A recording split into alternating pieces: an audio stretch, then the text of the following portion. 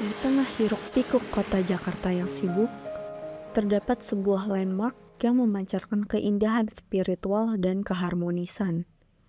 Inilah Masjid Lause, sebuah masjid yang terletak di kawasan Pecinan, Sawah Besar, Jakarta Pusat. Namanya lingkungan kita ini lingkungan pecinan ya. Lingkungan pecinan itu artinya lingkungan orang-orang keturunan Cina gitu ya. Nah jadi kita memang sengaja keberadaan Masjid Lause yang ada di tengah-tengah lingkungan pecinan ini, memang tujuan kita dalam rangka menyampaikan informasi agama Islam kepada saudara kita dari kalangan Tionghoa, keturunan Tionghoa, yang mungkin tadinya belum pas pandangannya tentang Islam, belum pas banget apa dia menilai Islam, sehingga dia pengen tahu apa tuh Islam yang sebenarnya gitu kan. Sehingga kita berada di tengah-tengah mereka ini mempermudah mereka untuk itu tadi, untuk berdiskusi tentang agama Islam, pengen tahu agama Islam yang sesungguhnya seperti apa.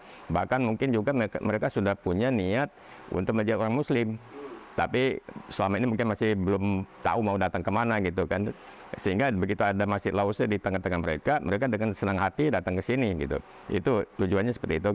Interaksi kita dengan masyarakat sekitar ini memang sangat baik ya, diterima dengan baik keberadaan kita. Tadi mereka ternyata sudah banyak yang ingin menjadi Muslim, menjadi mualaf, bersyahadat.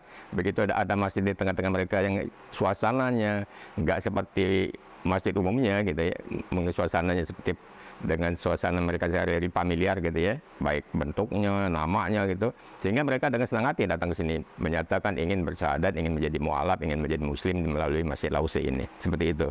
Kalau cabang kita memang ada beberapa di samping di Bandung, Masjid Lause 2, ada juga Masjid Lause 3 di Cirebon.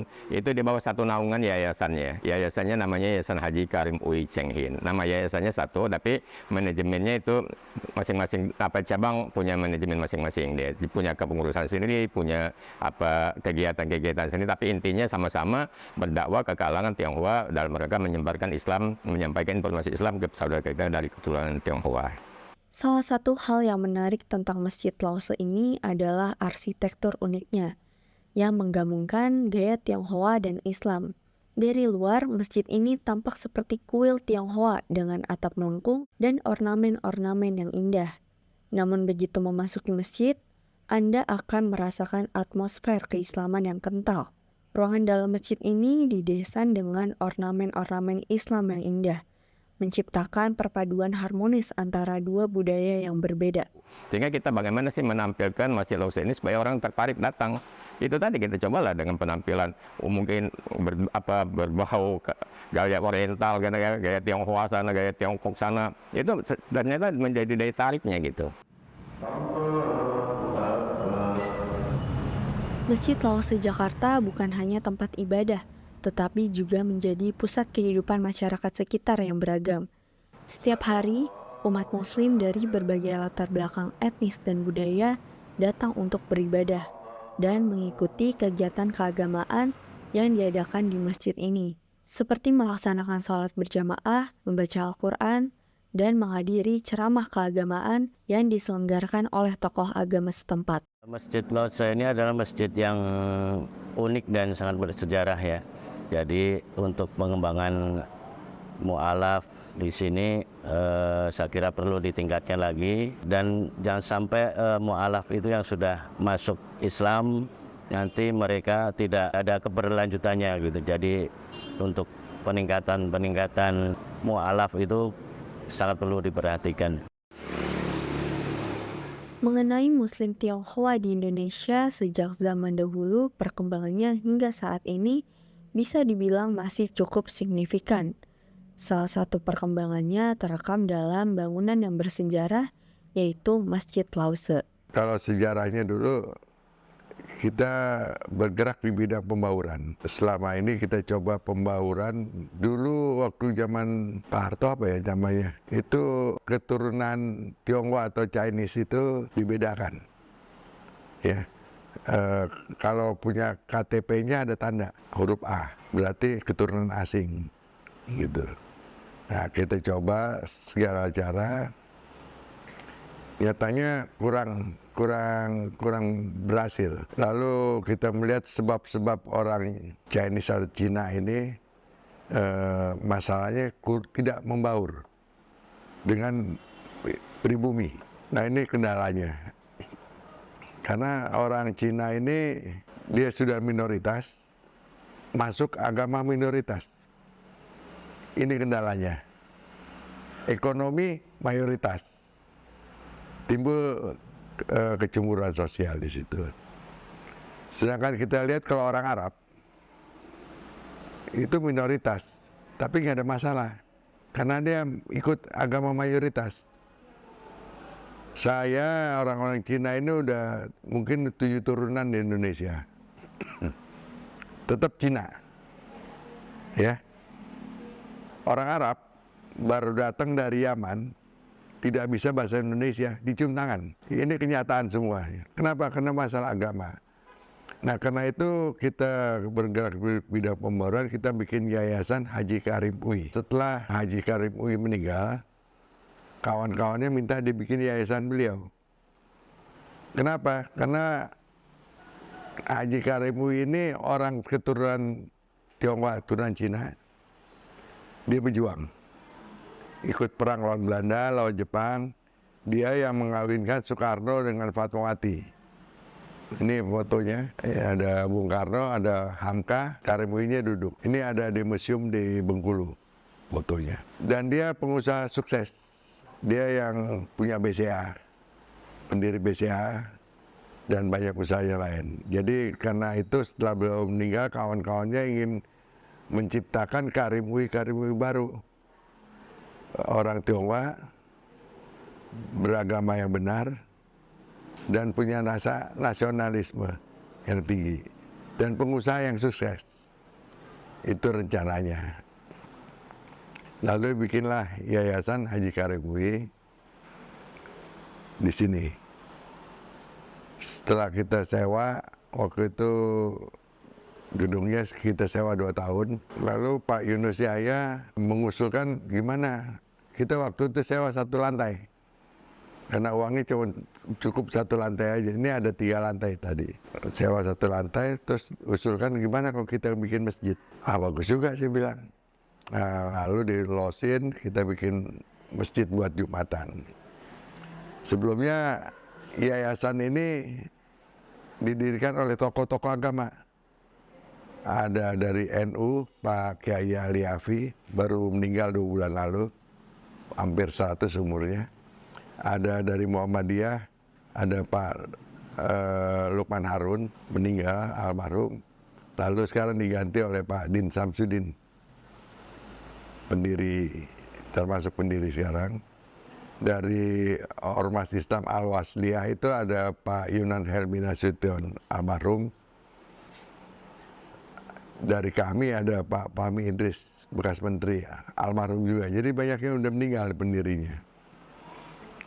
Nah, dirikanlah Yayasan Karim UI, lalu kita sewa masjid, Masjid Lause.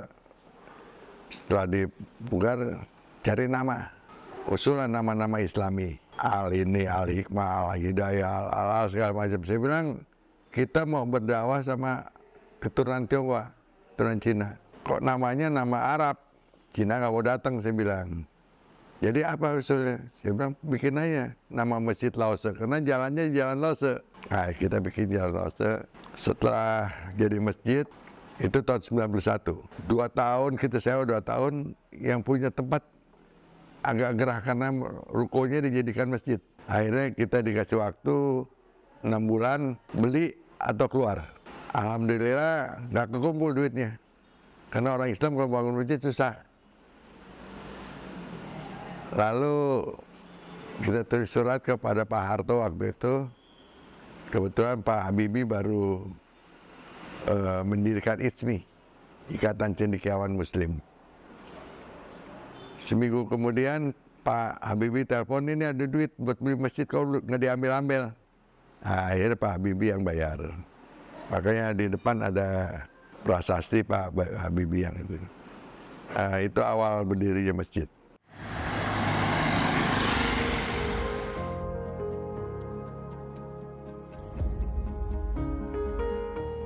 Dengan lika-liku dalam sejarah Masjid Lause ini, selain itu ada cerita menarik dalam proses pembangunan pada Masjid Lause ini, sebagaimana yang akan dijelaskan oleh Pak Ali Karim sebagai Ketua Yayasan Masjid Lause ini. Waktu kita pertama renovasi, masih ada tukang, ada orang tua Cina, kalau istilah Cinanya encim-encim ya, bawa dupa, bawa hio, masuk, dia kira mau bikin kelenteng.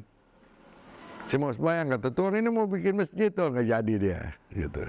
Jadi memang kita bikin modelnya seperti model rumah-rumah Cina atau kelenteng ya, karena kita dakwah kepada orang-orang Tionghoa. Karena selama ini orang Tionghoa itu melihat Islam dari sudut negatif. Nah, kita jelaskan Islam bukan seperti apa yang kamu dengar di luar. Kalau misalnya ada pencuri ditangkap, pasti orang Islam. Kalau ada rampok, orang Islam. Yang korupsi, orang Islam di Indonesia. Kita jelaskan kalau kita pergi ke Cina, malingnya orang Cina. Yang korupsi orang Cina.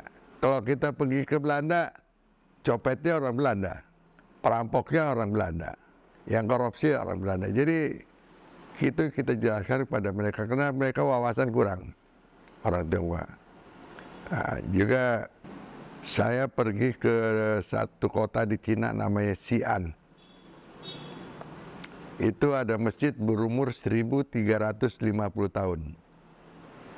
Sedangkan masjid paling tua yang ada sekarang di Indonesia, Demak, itu 650 tahun. Jadi 700 tahun orang Cina sudah Muslim, Indonesia masih kafir. Ya, jadi lebih dulu Cina, gitu. Ini sejarah itu yang kita ceritakan pada, karena kalau banyak orang-orang Cina Tionghoa di sini kalau ngelihat orang Indonesia juga karena wawasan ya. Waktu saya kecil kan mukanya kayak Cina bener. Sekarangnya udah lupa jadi Cina. Masuk masjid, karena saya lahir udah Islam. Yang mualaf bapak saya. Masuk masjid pas keluar selalu ditanya, "Dek, saya kira Cina tadi," gitu. Jadi kalau udah Islam bukan Cina. Nah, ini yang pengalaman-pengalaman kita.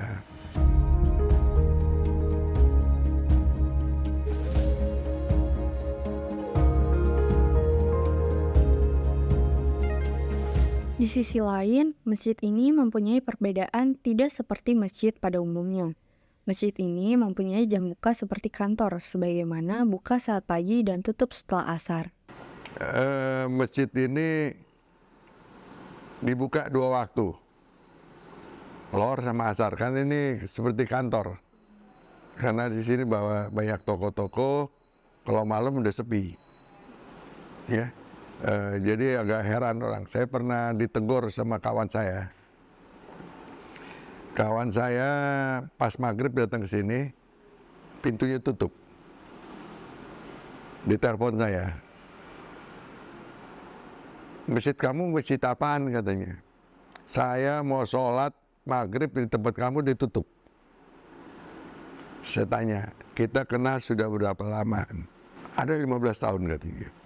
Bayangin 15 tahun saya bayar lembur orang untuk jaga situ sholat sekali. Ya kan? Karena kalau lewat jam kerja kita ada pegawai harus lembur. Saya bilang, akhirnya dia ngerti, minta maaf katanya. Kita ada 3 masjid. Satu di Bandung, itu buka 5 waktu. Satu lagi baru buka di Cirebon. Jadi kita Masjid Lausa ada 3 sekarang.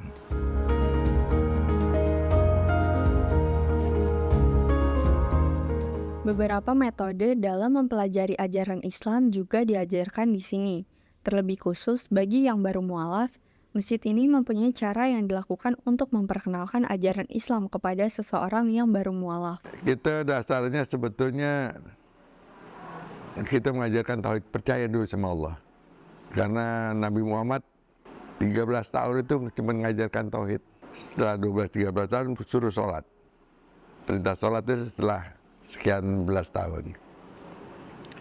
Di sini kita ajarkan dia tauhid. Jadi setiap mualaf yang masuk Islam, dia harus minimum hafal surat Fatihah.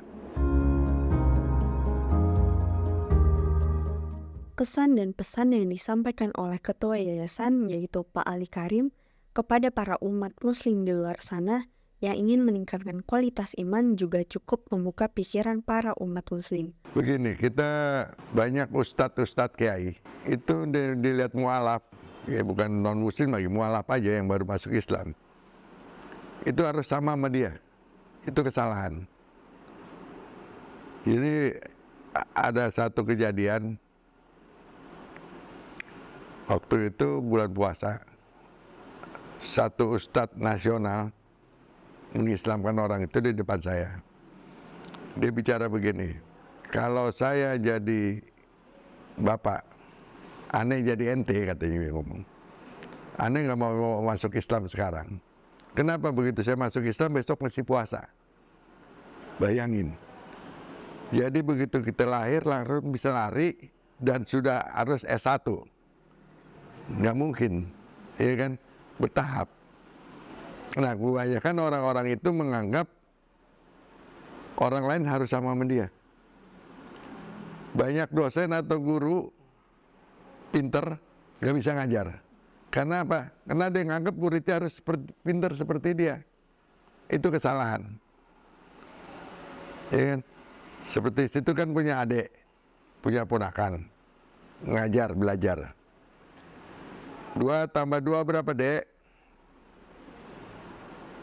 5, 4. 2 tambah 2 berapa, Dek? 6. Bodoh, padahal kita sama dia. Dulu pun bodohnya sama dia. Itu orang lupa. Jadi kalau kita mengajarkan orang, kita harus merasa seperti dia. Bertahap. Nah, di sini bedanya itu. Dan juga Islam itu mudah. Jangan dipersulit. Ya, jadi tahapannya kita mudah-mudah. Jangan ini haram, lari semua, nggak ada yang masuk Islam. Ya kan, bertahap. Seperti Rasulullah juga kan begitu. Ada orang mau masuk Islam, ya Rasulullah saya masuk Islam, tapi saya nggak bisa tinggalkan judi, nggak bisa tinggalkan mabok, nggak bisa tinggalkan perempuan, katanya semua yang haram itu dia kerjakan. Oh nggak apa-apa, kata Rasulullah.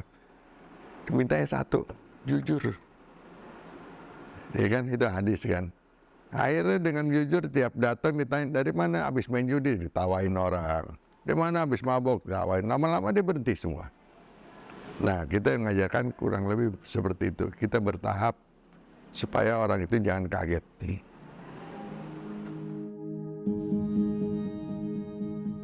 Sejak awal berdirinya, Masjid Lause sangat diterima baik oleh warga sekitar.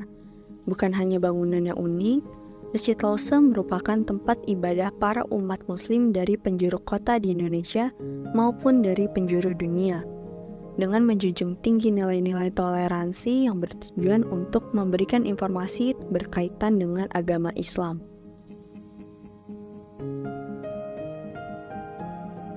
Sebagaimana telah dituliskan dalam Al-Quran Surat Al-Hujurat ayat 13 yang berbunyi, "Wahai manusia, sesungguhnya kami telah menciptakan kamu dari seorang laki-laki dan perempuan. Kemudian, kami menjadikan kamu berbangsa-bangsa dan bersuku-suku agar kamu saling mengenal. Sesungguhnya, yang paling mulia di antara kamu di sisi Allah adalah orang yang paling bertakwa. Sesungguhnya, Allah Maha Mengetahui lagi Maha Mengenal."